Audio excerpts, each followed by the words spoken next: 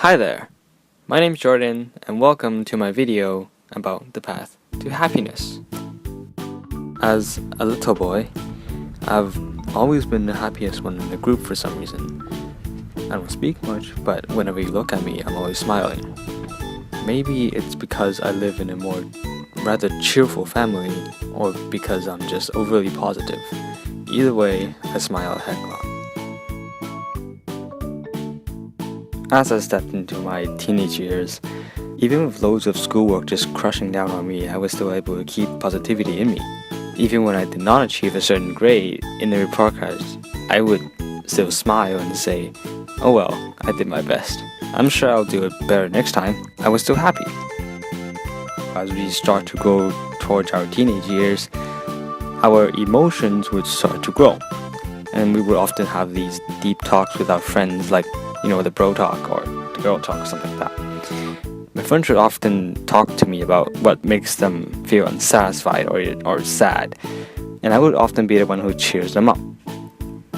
And from time to time, they would ask me, "How on earth can you be such a happy person?" Or, "How do you even keep this up? Where does the positivity come from? Where does it come from?" See, these are the questions even I don't have the answer to, which brings us to this video where I find out what happiness is. So without further ado, let's begin our journey through the path of happiness.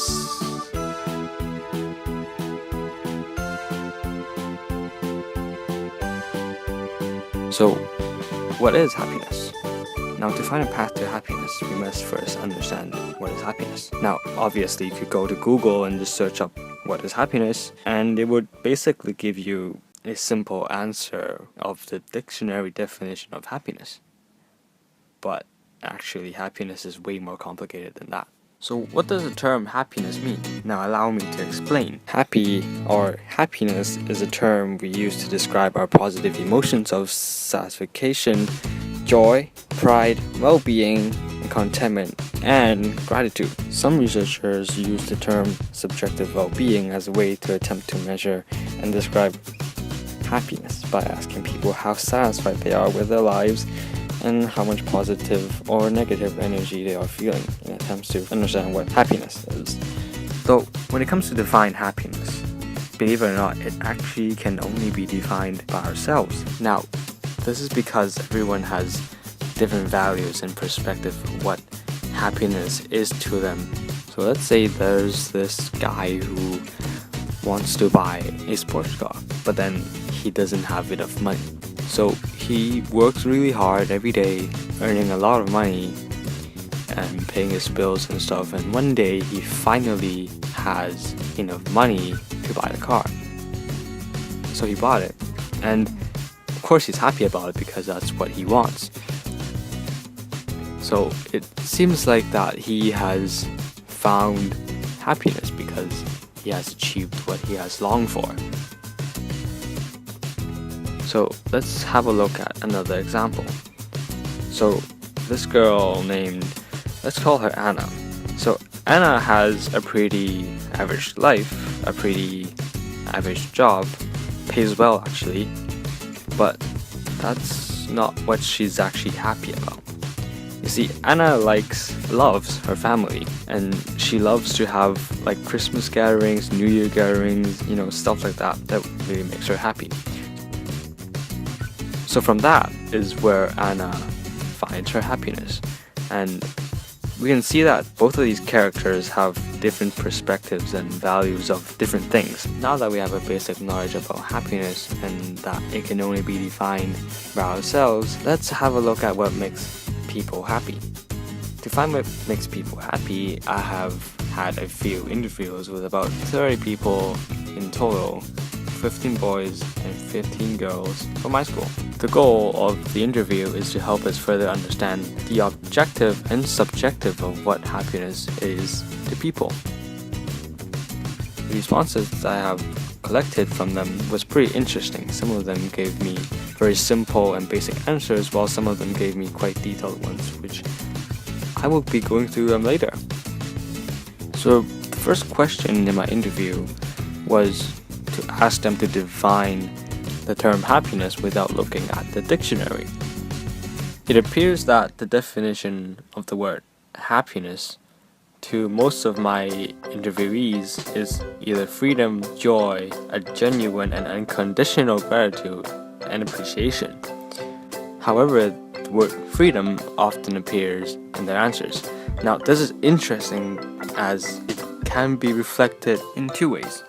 I believe that freedom is something that everyone likes. No one would like having the feeling of being trapped, and definitely no one would like to be told what to do all the time. However, because the responses was given by teenagers my age in my school, it could reflect on what teenagers from this generation is going through, and it does make sense in some way. Now, the pressure of success was given to us since we were young by our parents or society. Most parents would often compare us with either our siblings or even our friends, making us feeling the pressure of needing to be better than everyone else. But in reality, we're not even there yet. For example, one of my friend's dad is a mathematician, and since little he was given the pressure of continuing his dad's legacy. So the pressure of achieving high marks in subjects such as math is pretty intense. In results, whenever he was not satisfied with his own marks, he would be sad and stressed out.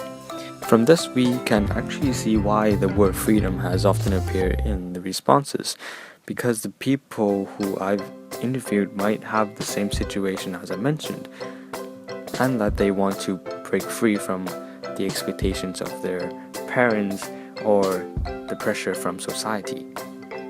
I mean, come on, if you're asking me to be a mathematician, I wouldn't be making this video right now, would I? But it could probably make me smarter? I don't know.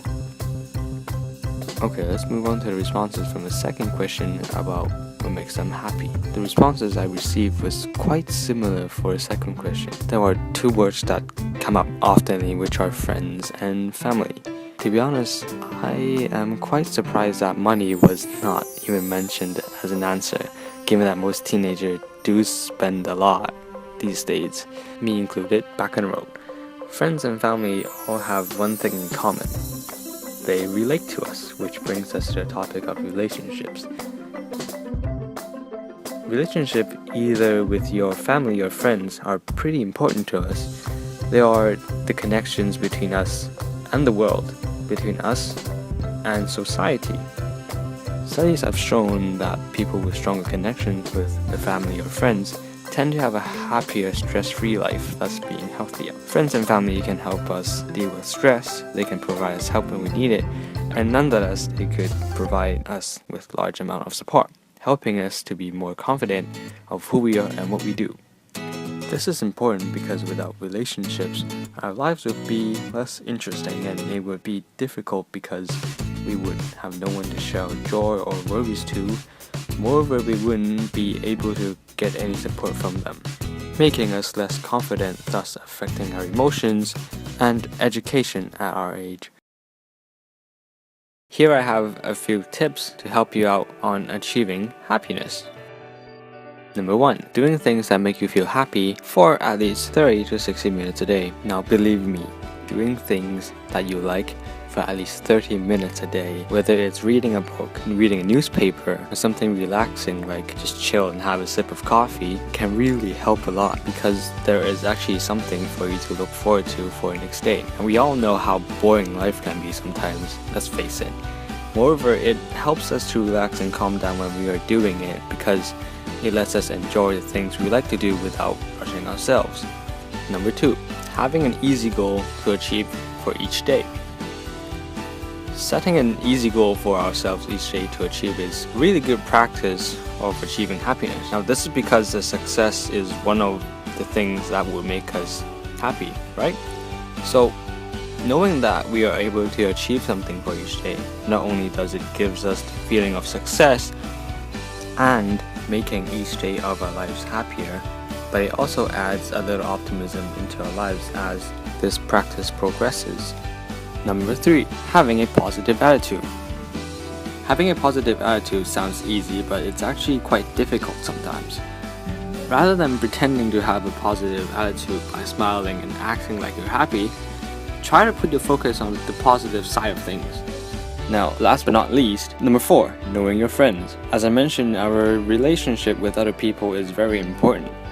We need to know who we can trust and who has our backs. Having that feeling of someone is constantly supporting us is really helpful for us to go through our daily lives. And of course, in return, we would have to support them back. However, do keep in mind that you can't fully rely on them because after all, they're humans and they have their own lives too.